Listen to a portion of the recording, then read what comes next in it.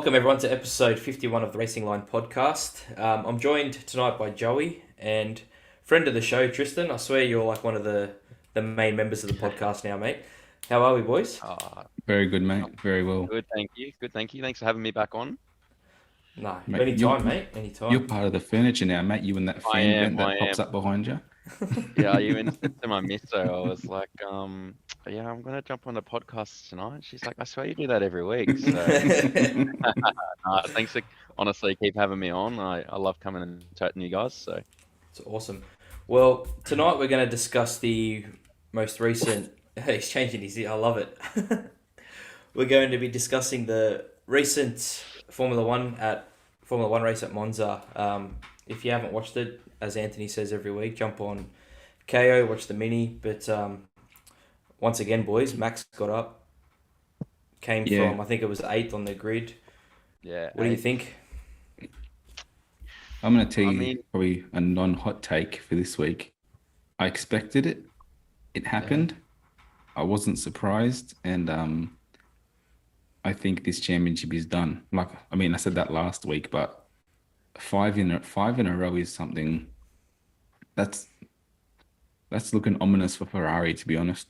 He's looking dominant, and I haven't seen anyone look this dominant, I think, other than Lewis in 2019, probably since Seb back in the 2013 year. Like, it is, that car just looks so much quicker than everyone else's. It's ridiculous.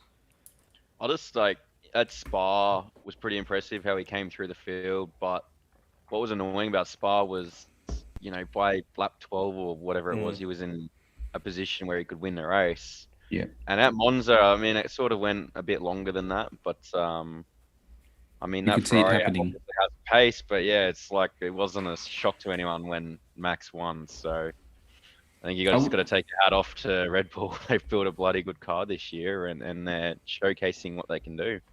One thing I probably would have liked to see, I would have liked to see the race run green for the whole race, because I feel like, even though in hindsight you can probably criticize Ferrari's strategy decision, like in hindsight, like in the moment, probably the decisions that they made were, they were definitely justifiable, and realistically, if the car had been cleared sooner, they would have had definitely the tires to most probably win that race. So I think it's a bit sad how everything sort of panned out for them. Carlos was absolutely dicing through the field, which was awesome to see. Him and Lewis made it look so much easier than everyone else. Carlos looked quicker than even Checo, and there seems to be a massive gap in performance, I think, between Checo and Max at the moment. I found something out this week that I found very interesting. So Checo is actually running. Man, these pictures you're bringing up, man, are bringing back so many memories. Look at these cars. That's the Spa crash. Look at Grosjean going to the moon. Yeah. Sorry, Checo. now I've lost my. Yeah, so apparently the floor on Checo's car is the old, unupdated floor, because they're not giving him the nuance. It's going to add money to their to the salary cap thing that they're trying to balance. Okay.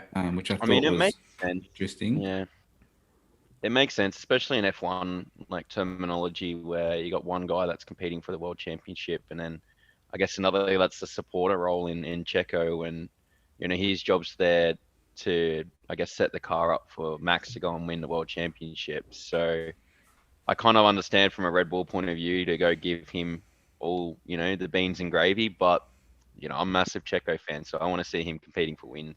So. Well, now they're so far ahead as well, though. They can actually probably make that decision to stop really, developing the car as much, because the all the time that they can save now is all going to go to next year's R&D and budget. So, it's sort of understandable, because they've built such an unassailable lead. As long as Checo's coming back somewhere in the top 5, Max winning is going to give him the most points anyway. So they're probably not even really worried about it. It does suck for Checo because he can't push for wins. But in the team sport, it's probably the wiser decision. what did we think of Mercedes this weekend? Because at Spa they looked like they were taking a massive step, and I know George came second, Third. third, but Third. I don't know. That car didn't seem to be as on it as the other two. Mm. I was actually more impressed with Lewis's, to be honest, than George's. I think realistically, that track is probably not the track to measure cars against each other because it's such a, you know, sort of downforce dominant or lack of downforce dominant track, and everyone runs their cars so sort of so lean on aero anyway. I mean, realistically for them, getting a podium, I think, is a great result. Probably wouldn't have happened if the safety car had come in, like I said. But I mean, I still think it's crazy how close they are to Ferrari and how they can still challenge for that second spot in the constructors' championship. Like they really have no right to be anywhere near there, and it's just through really hard work and just staying out of trouble. I heard that George has got a top 5 in 14 out of the 15 races this year, which is absolutely insane. He's had a really good season, George. Mr. Consistency. I mean, that's like championship winning form. If you didn't have Max, or if you had the car to compete with Max and Charles. So I mean, for him, I suppose that he's really doing his job and he's leading his team's championship, which is amazing. Yeah, What did you I think? agree. I was probably a little bit more maybe on the fence of George Russell having not been in a good car and going up against a 7-time world champion in Lewis. And I know we touched on this a few weeks ago, like with the whole like why I personally think that George is doing better, and same with Lando Norris. They don't have too many expectations coming into I guess potentially podium winning or race winning car. So I think that they've come to grips with this car a little bit more, whereas the guys that are used to having that car underneath them, in Lewis Hamilton over the last 8 years, to come to a car that's no longer able to win races, I think it must be a massive psychological battle to try and overcome. Whereas George comes from the Williams to what he's in now, it must honestly feel like the car that Lewis drove.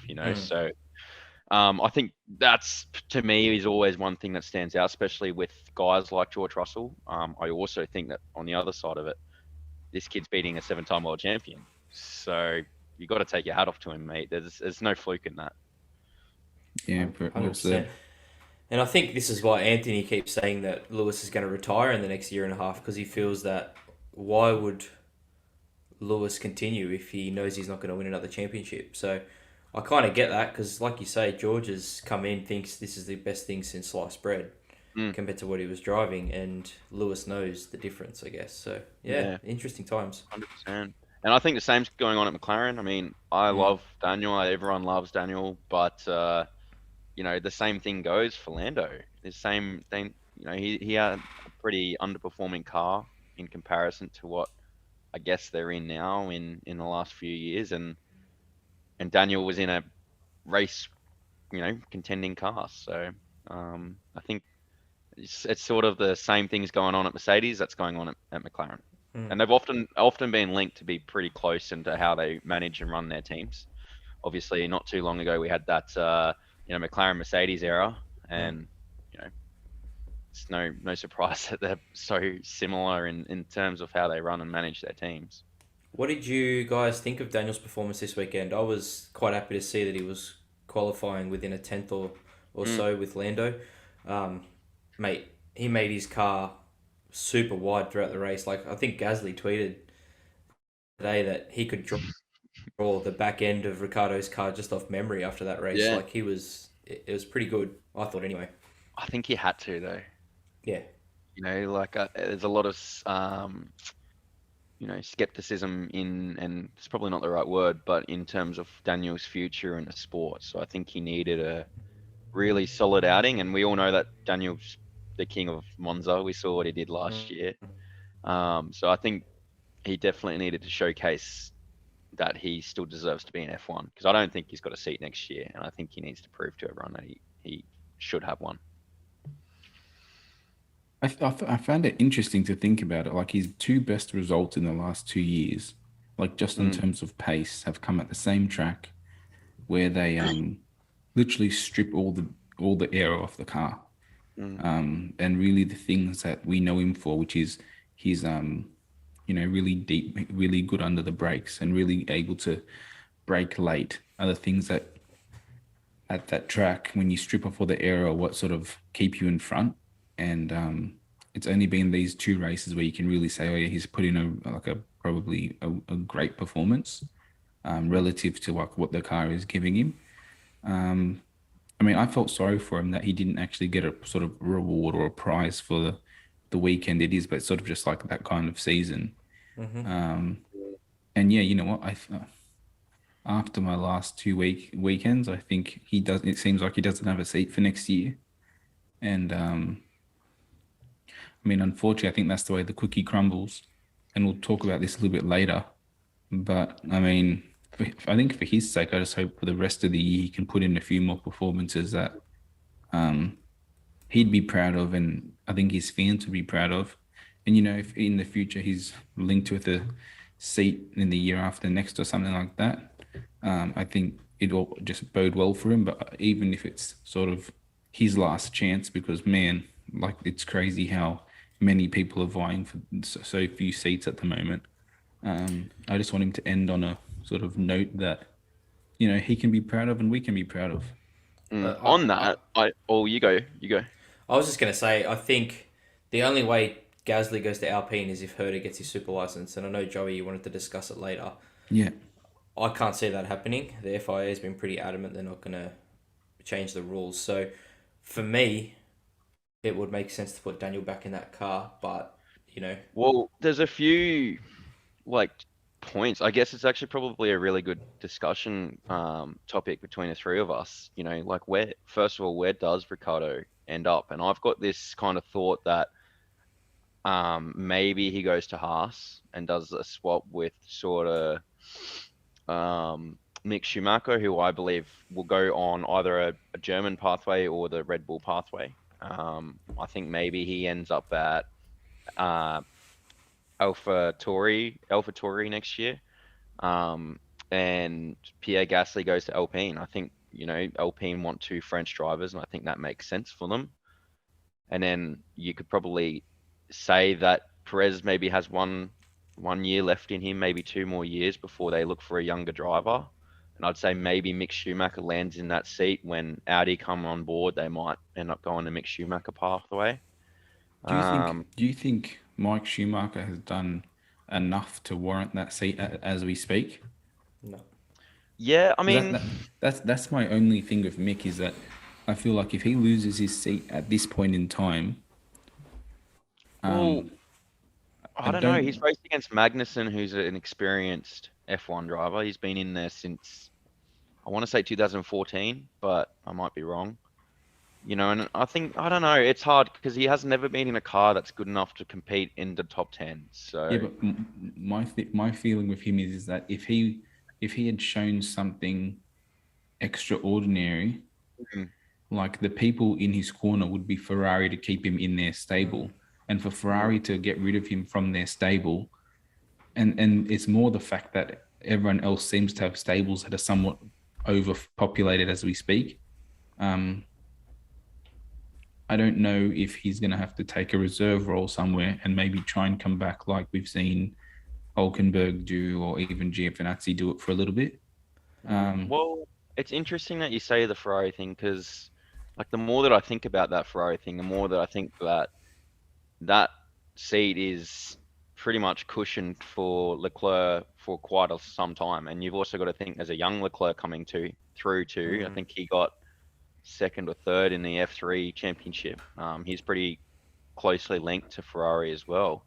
So you got to think that Ferrari are probably putting all their eggs into the Leclerc basket, and Sainz is just there until maybe Arthur gets there. And so for Mick, he probably doesn't see himself being the face of Ferrari. So I think of it from both sides. I think of it from the way that you see, like obviously maybe Ferrari aren't that impressed. Then I also think maybe Mick's not that impressed with Ferrari. So Hmm. I don't want him. I don't want him to leave the grid, but I feel like we're seeing sort of things fall into place now that I just don't see him close enough to any seat. Like even like this week threw another spanner in the works for me because I was like, oh, like the thought of like Logan Sargent coming to Williams was looking sort of like a possibility, and then I thought, no, he needs. I still think he needs another year in F2, like doing. But then they were saying, Yeah, these doing rumors are driving me nuts. yeah, no, that's not happening, 100%. No way. But then like even now, so Nick De Vries comes in. yeah, For one race, drives the Aston Martin in practice. He drives the Aston Martin in practice. Yeah. Has half an hour session in the Williams on a Saturday. Drops into qualifying and then finishes 9th in the race. And I've been saying for a couple of probably since the podcast started that I think that he's one of the drivers that F1 sort of had missed. I think a lot of people would agree with you on that too. I think so. Like, I think if you look at how good his F2 championship was, and then even like how competitive he was in Formula E, and then even how good he's in the LMP2 car in World Endurance Championship, he's always looked ridiculously fast. He's kind of in that generation that missed out because at that time when he came through, he's 27. He was battling up against Ricardo in his prime. Ricardo wasn't old at that point. You know, Hamilton was still good. You had Vettels, like all these big name drivers were in all the good teams. That's right. And then we've skipped that kind of generation and gone to the Norrises, Russells, Leclercs. Yeah, and they came in really young, so it's kind of been awkward for him.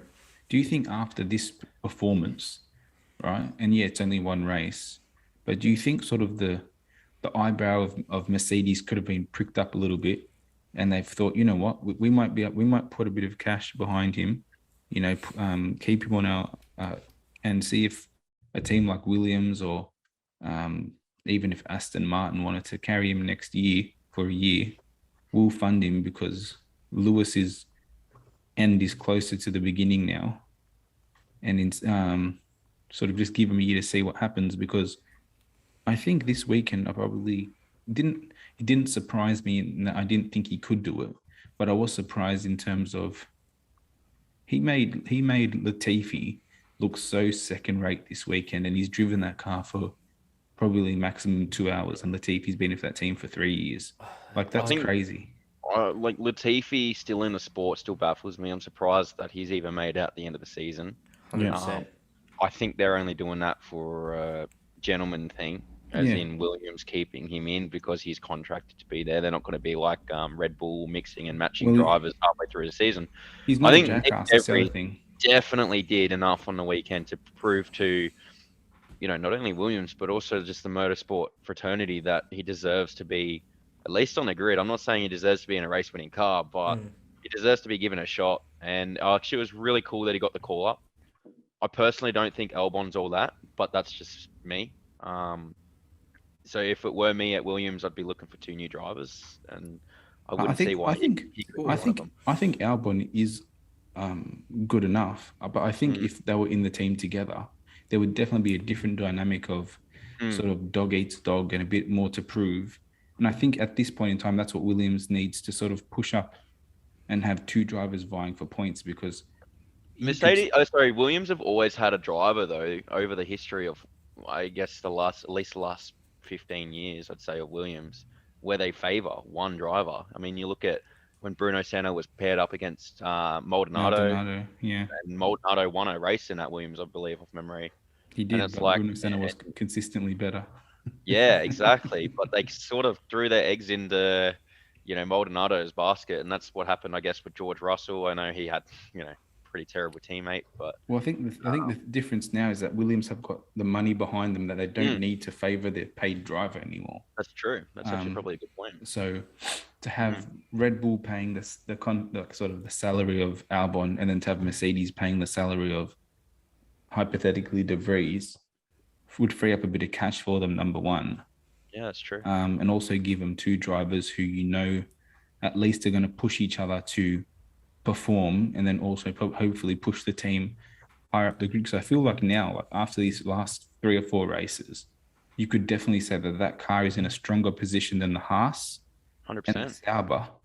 And you could say that with 2 proficient drivers. I don't want to sort of sound like an asshole, but I feel like with any, somewhat competent F1 driver, they could that Latifi seat should be pushing for, closer than what it like. He's coming nearly last every race now of all the cars that finish. Like he's coming 21st in the championship now, which is how pretty funny. How funny is that? But that's so good. He's 21st. Yeah, because De Vries has got points. De Vries should beat him. Oh my god, no way. That's actually hilarious. I saw a thing. 21st and 20. Races. I think it took 43 races for George Russell to get a point with Williams, and it took Nick De Vries 1. I just love that. I was like, that's a cool start. If I'm Nick De Vries, I'm putting that up on my wall. The thing I'd like to see with Williams, though, they've been quick at Spa, they've been quick at Monza. I'd like to see how they go at Singapore in a couple of weeks' time, where it's a completely different track. We'll see, because it's very slippery track, like very slippery car, but their top speed is keeping them in it at the moment. I feel like I want to see them in a high downforce track. I don't think they'll perform well there, to be honest. How did they go at Monaco? I can't even remember. Pretty shit. Did they? But Monaco's like, if you qualify shit, you finish shit. Like, there's no strategy involved there. Yeah. Pretty much. But, yeah, mate, that was a super performance by Nick. I agree.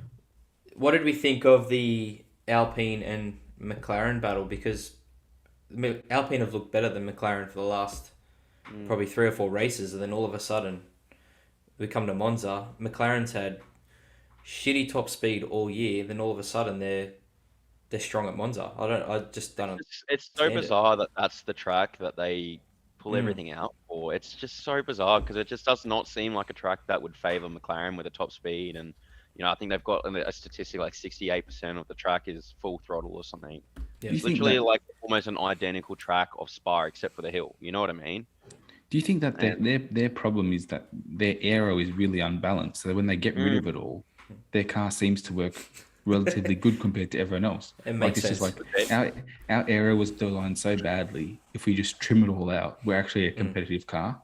It could be that. That's the only logical answer for it. When I think about it, which doesn't bode well for Singapore. Let's be honest. No, it doesn't. But it makes a lot of sense. But in the last 2 years, this is a question I got asked the other day. Out of Alpine and McLaren, who's the team that have progressed the most? Alpine, for sure. Exactly, and I get Alpine a lot. And then it's like, if you're Daniel Ricciardo, why do you leave? Because at the time he was going. So often. Do you know what I mean? At the time he was going. Pre-COVID.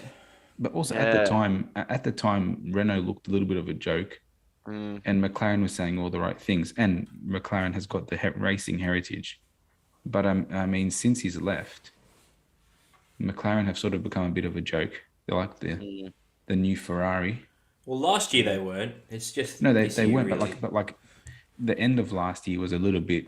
How are you going? And we thought, they're just saving their resources for next year. Yeah. But then next year's rolled on, and like that's where the problem is. If you sort of self sabotage yourselves to prepare for next year, you better have a good car next year.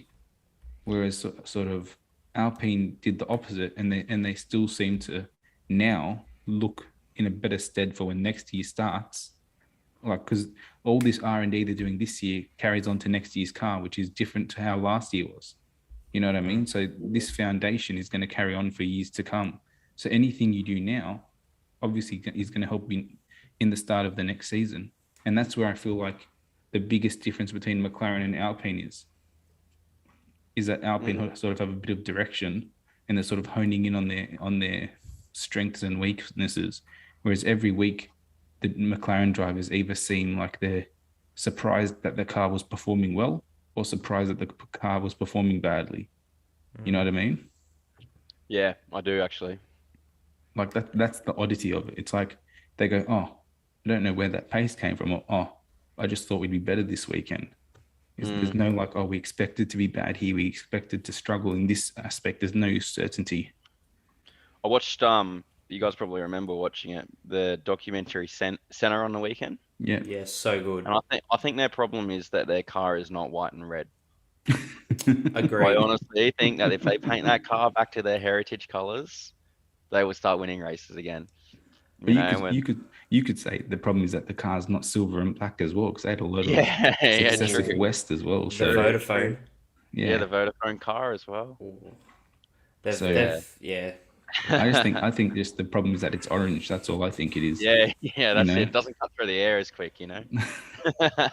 Speaking of liveries, what did we think of Ferrari? That rear wing this week looked epic. I didn't like the fin, but the wing looked awesome. Well, they I did this liked it. yellow. Someone did like this yellow mock-up of the car being like full banana yellow, and I loved it. I was like, I'm all about that. Like, let's do it. And then they showed what the actual livery looked like, and I was disappointed.